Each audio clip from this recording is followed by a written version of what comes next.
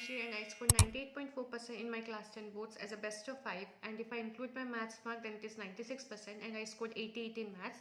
So this is part 3 of our AFA board exam series, where I'm going to tell you subject by strategy for each subject, which will help you in your boards. And this video is going to be about maths, and in this video I'm going to cover all the things which will help you to increase your marks in maths. Okay, so the first and foremost thing is do your NCERT first. Now what I mean by कि complete your NCERT first, देखो no matter कि आप basic student हो या फिर आप standard mathematics choose किए हो, पहले आपको अपना NCERT complete करना है. Now how you gonna do that? सबसे पहले read the NCERT lines because it will help you in tackling the assertion reasoning question, and also it will make your fundamentals strong. Second, do not skip the example because example से भी as it is कभी question आ जाते हैं या फिर उससे मिलता जुलता question आता है. तीसरा is एग्जाम आपके जो एक्सरसाइज में एक एक क्वेश्चन आपको अपने हाथ से सॉल्व करने हैं, and do not leave the optional exercises also. वो आपको एक्सरसाइज में एक एक क्वेश्चन करना है और ऑप्शनल एक्सरसाइज को भी करना है. 4 इज जब भी आप कोई थ्योरम्स कर रहे होगे ना तो थ्योरम के स्टेटमेंट भी याद रखना और थ्योरम का प्रूफ और उसका डायग्राम. एंड और अभी आपके पास बिल्कुल भी टाइम नहीं है कि आप आर डी शर्मा या आर एस अग्रवाल स्टार्ट करो.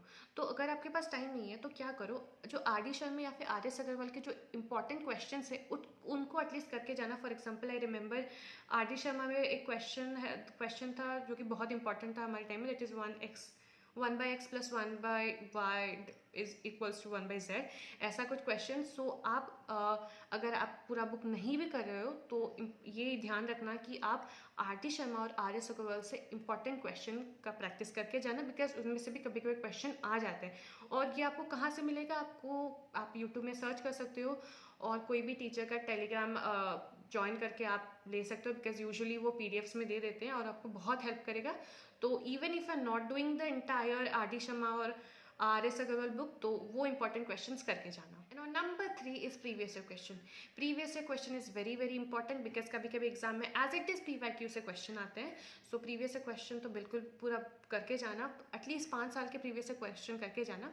एंड ओके, अगर आपके पास कोई प्रीवियस ईयर क्वेश्चन का बुक है या फिर कोई सैम्पल या फिर कोई क्वेश्चन बैंक है तो आप वहाँ से तो कर ही सकते हो. अगर इज वॉन्डरिंग कि आपको प्रीवियस ईयर क्वेश्चन कहाँ से करना है, अगर आपके पास बुक है तो चलेगा, बट अगर आप ऑनलाइन में ढूंढना चाहते हो तो मानसी मैम का एक सीरीज है मैथ्स में जहाँ पे वो लास्ट 10 ईयर के क्वेश्चंस कराते हैं और वो भी चैप्टर वाइज. वो मैं भी की थी तो मुझे बहुत हेल्प किया था. So if you guys don't have such like कि आपको कहाँ से करना है, अगर आपको पता नहीं चला है तो आप वहाँ से भी देख सकते हो. It will really help you, जहाँ पे वो चैप्टर वाइज करवा रहे हैं और लास्ट 10 ईयर के कर रहे हैं. एंड करने के बाद अगर आपके पास टाइम बच जाए तो you can go for more question जो कि NCERT एग्जाम प्लस CFPQ, और अगर आपके पास और कोई भी बुक है तो वहाँ से भी क्वेश्चन कर सकते हो. But these should be your priorities for now अगर आप कुछ भी नहीं स्टार्ट किए हो तो. And yes, do the question, मतलब रिविजन करो. And how you can do revision, question को बार बार पेपर पे लिख के करो. It will really help you. And जब आप सैम्पल क्वेश्चन पेपर कर रहे हो तो एक चीज़ अपने ध्यान में रखना, एक टाइमर ऑन करना और 3 घंटे से 10-15 मिनट पहले अपना टाइमर सेट करना. फॉर एग्जाम्पल 2 hours 45 मिनट, ताकि ये आपका प्रैक्टिस बनता चले जाए कि आपको 3 घंटे से पहले आपको अपना पेपर कंप्लीट करना है.